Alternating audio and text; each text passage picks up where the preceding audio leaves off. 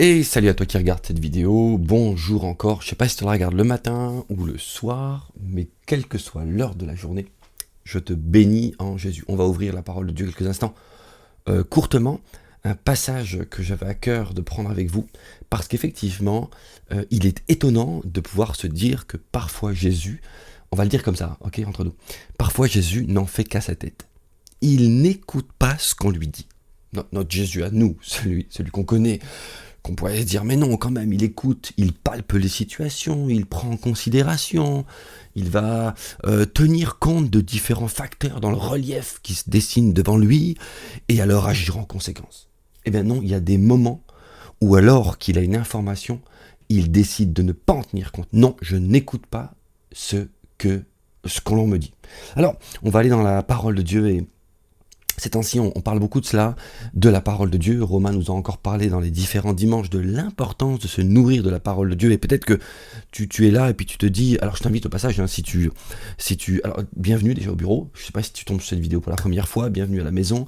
Je t'invite au passage à découvrir le site, je te mets en soutien de l'église, www.centre-évangélique-concordia.com. Dessus, tu trouveras des messages et tu verras aussi que tu peux avoir des séries de ces vidéos là qui sont donc bienvenue au bureau et aussi nous découvrir sur notre chaîne YouTube. Allez, j'envoie tout ça, balader, à toi de voir si tu veux t'abonner, liker, tout ça, c'est toi qui vois, c'est pas nous.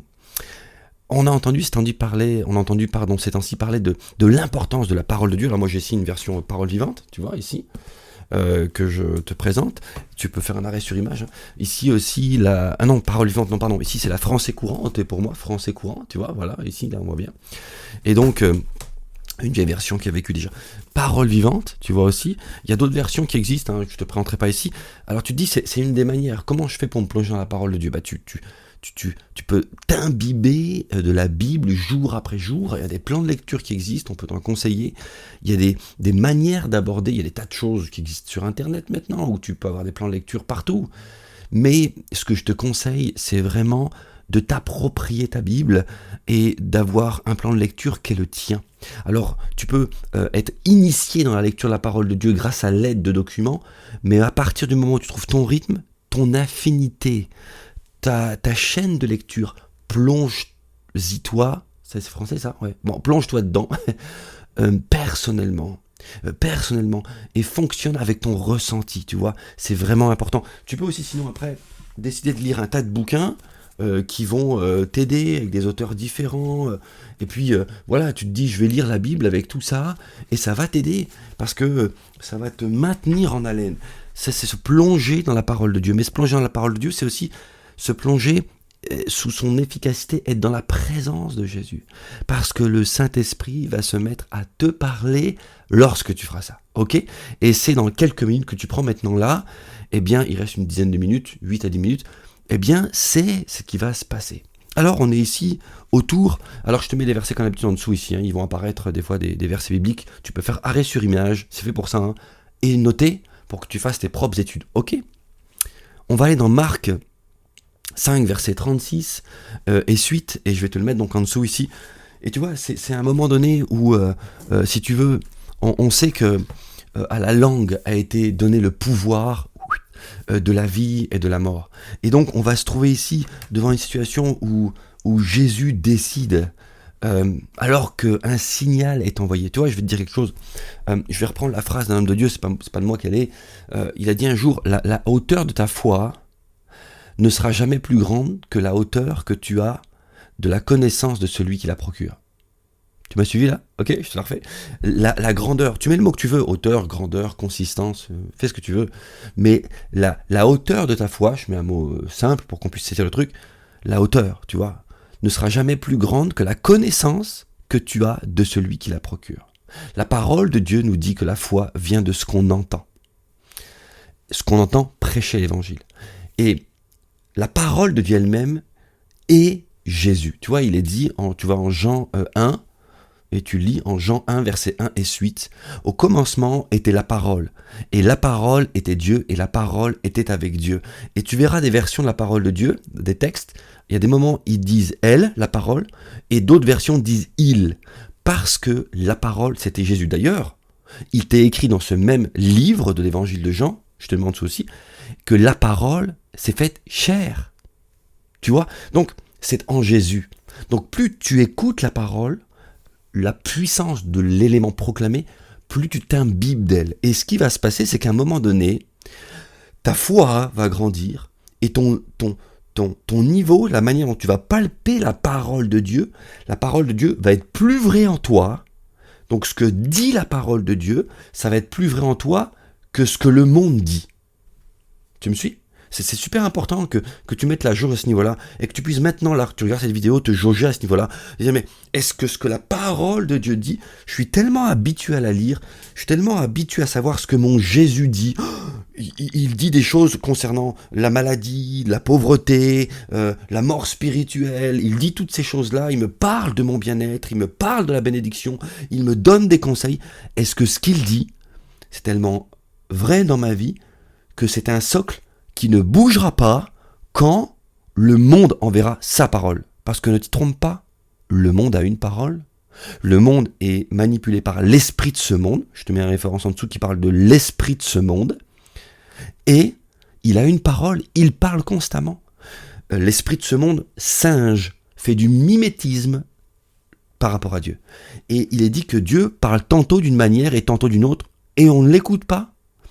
Et on a tendance, nous, dans notre chair, à écouter ce que le monde dit, tu vois. Alors, je te prends un passage ici où Jésus a fait ce job. Jésus a eu cette attitude. Il n'a pas écouté ce qu'on lui disait. Il n'a pas écouté ce que la réalité envoyait comme signal. Il a, lui, la parole, décidé d'envoyer un autre signal. Et nous serons-nous appelés à faire de même. Marc 5, 35. Tandis que Jésus parlait. Alors je te lis ici la version français courant, ok. Bon, alors la version que je te mets en dessous n'est pas français courant, mais tu peux t'y retrouver quoi. Tandis que Jésus parlait ainsi, des messagers vinrent de la maison du chef de la synagogue qui lui dirent. Alors je te remets en contexte, ces messagers-là viennent parler à Jésus parce qu'en fait, retourne avec moi dans Marc 5, verset 21. Ok, je te le mets en dessous aussi. Jésus revint en barque de l'autre côté du lac, une grande foule s'assembla autour de lui alors qu'il se tenait au bord de l'eau. Un chef de la synagogue locale nommé Jairus, c'est de lui dont on parle ici, se jeta à ses pieds et le supplia avec insistance. « Ma petite fille est mourante, dit-il, je t'en prie, viens et pose les mains sur elle afin qu'elle soit sauvée et qu'elle vive. » Ok, le contexte est là. Cet homme-là, on a lu Marc 5, verset 21 et suite, cet homme-là a conscience que si jamais Jésus vient, pose sa main sur sa fille sera guérie. Cet homme-là a cette conscience-là, il a cette foi-là, entre guillemets, c'était une conviction de se dire que si jamais Jésus vient et pose sa main sur elle, sa fille sera guérie. Jésus partit avec lui et une grande foule l'accompagnait. Et entre deux, si tu veux, alors que Jésus s'en va, une femme touche le vêtement de Jésus, qu'on ait cette histoire, elle se dit si je touche son vêtement, je serai guéri, etc., etc. Donc, voilà pourquoi il est dit, tandis que Jésus parlait, on est revenu maintenant en Marc 5, 35, tandis que Jésus parlait ainsi, des messagers vinrent de la maison du chef de la synagogue et lui dirent, ta fille est morte. Donc, ils prononcent quelque chose. Ils envoient un signal. La réalité a changé. La réalité a évolué. Et peut-être tu te trouves dans des situations où la réalité est drastique autour de toi. Tu vas perdre ton job. Tu vas déprimer. Il y aura encore un confinement. Ça va être lourd sur tes épaules. L'économie du pays s'effondre. Tu vois, as toutes ces choses qui se mettent en place. Tu te dis, mais qu'est-ce qui se passe? C'est cette parole alors les médias, les infos, je sais pas, mais les mots que tu veux, les hommes politiques, je sais pas, toutes les personnes qui en parlent, en fait, à toutes les strates, ça en parle, les artistes, les citoyens, tout le monde se met à parler de ça. Une parole qui vient comme ça, et qui est une parole qui tire vers le fond. Et là, cet homme est tiré vers le fond, et ses amis lui disent, les gens de sa maison, de la synagogue, lui dirent, ta fille est morte, pourquoi déranger encore le maître? Et là, en 36, Jésus a l'attitude dont mon titre parle. Il est dit ceci. Mais Jésus, c'est la version français courant qui dit ça, ne prêta aucune attention à leurs paroles.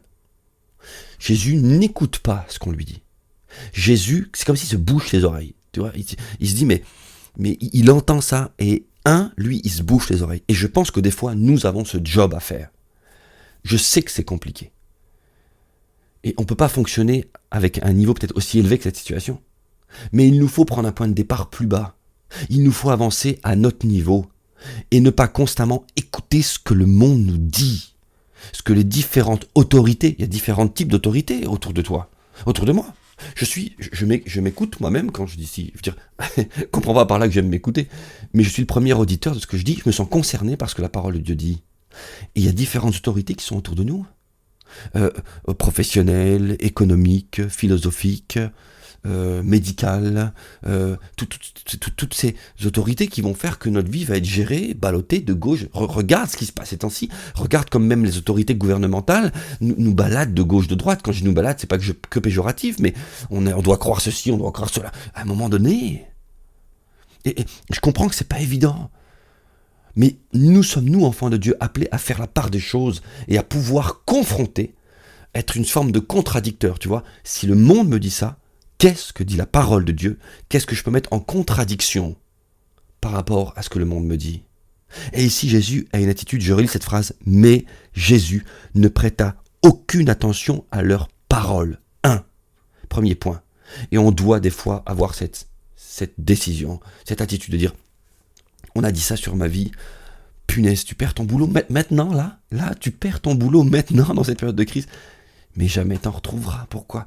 Mais comment peux-tu garder espoir encore? Tu vois, ça pourrait être ça les paroles. Et là, dire non, ces paroles viennent frapper à la porte de mes oreilles. Je n'y prêterai pas attention. Mais tu vois, tu peux pas juste ne pas y prêter attention. Tu peux pas juste, sinon c'est du déni. C'est juste du déni. Ah voilà, tu fais la sourde oreille, tu fais l'autruche. Non, si tu fais ça, c'est du déni. Et tu ne peux pas non plus te faire de l'autoconviction seulement. Le monde propose ça et dire mais non, ça va aller, mais non, tout va bien se passer, mais non, Alors des fois, bon ok, il se fait que ça va. Mais la clé n'est pas que là. Tu ne peux pas juste te dire je ne tiens pas à considération de ces paroles. Tu dois pouvoir t'appuyer sur une autre parole. Tu vois, si tu dis cette parole, je n'en tiens pas compte, il faut que tu puisses t'appuyer sur une autre parole. Et ici, ce Jésus, c'est la parole lui-même. Donc, la parole elle-même a eu cette attitude pour nous montrer l'exemple de manière, de sorte que, alors que la parole est maintenant venue vivre en nous, et la parole a été placée dans nos cœurs, enfin je te le mets, Jésus est venu vivre en nous, ce n'est plus moi qui vis, c'est Jésus qui vit. La parole est venue vivre en nous, de sorte, donc la parole l'a fait ici, de sorte que nous prenions exemple et que nous puissions nous aussi dire, je n'écouterai pas ce qu'on me dit, je ne m'appuierai pas sur la parole du monde, je m'appuierai sur la parole de Dieu. Je sais ô combien ça peut être compliqué, mais je t'invite à faire ça. Et la suite de la phrase, c'est une phrase. En une phrase, tu as un processus complet. En une phrase, tu as un process de levier que tu peux activer. En une phrase. Mais Jésus ne prêta aucune attention à leurs paroles. Et il dit à Jairus, écoute, considère que Jésus c'est la parole de Dieu en toi, et que Jairus ici représente quelque part ta chair, tes émotions, tout ce qui en toi a de la difficulté à avoir foi, tu vois. Tes émotions, tu vois, ton ancien toi. Et il dit à Jairus, n'aie pas peur, crois seulement. Parle à ton âme. Considère que Jairus c'est ton âme. Tu vois, que la parole de Dieu, la fusion avec Dieu, c'est ton esprit, et que ton âme a tendance à avoir un aspect de Jairus, tu vois. Eh bien, ton esprit, le Jésus qui vit en toi, dans ton esprit, dit à ton âme, n'aie pas peur, crois seulement. Et appuie-toi maintenant, je t'en prie, appuie-toi sur la parole de Dieu. Parce que, à la langue, on le sait, je l'ai dit déjà, je le remets, je crois, en dessous ici, je l'ai dit déjà, mais a été donné le pouvoir de vie et de mort. Et c'est ce que je t'invite à faire aujourd'hui, à ne pas prendre l'habitude de t'appuyer seulement sur ce que les hommes disent. On va s'arrêter là, un quart d'heure. Mais appuie-toi sur la parole de Dieu. Je reviens à ce que je te disais, tu vois, Romain nous parle souvent, ces temps-ci, il nous a parlé 2 fois de l'importance de la parole de Dieu. Imbibe-toi, lis la Bible, lis les bouquins, plonge-toi, sois-en comme imbibé du parfum de la parole de Dieu. Et je peux te dire une chose, tu vas être renouvelé. Romains 12, que je te mets ici, laissons-nous renouveler dans notre intelligence spirituelle. Et tu peux te dire, mais comment? Passe du temps avec Dieu. Loue ton Dieu. Mets de la musique à fond. Loue ton Dieu. Quel que soit le moment. Imbibe-toi de la parole de Dieu. Fais ces quelques éléments. Laisse-toi rafraîchir par cet esprit. Et à un moment donné, la vérité de la parole de Dieu sera plus forte en toi que la réalité de ce que ce monde déclare sur ta vie. Je te bénis en Jésus.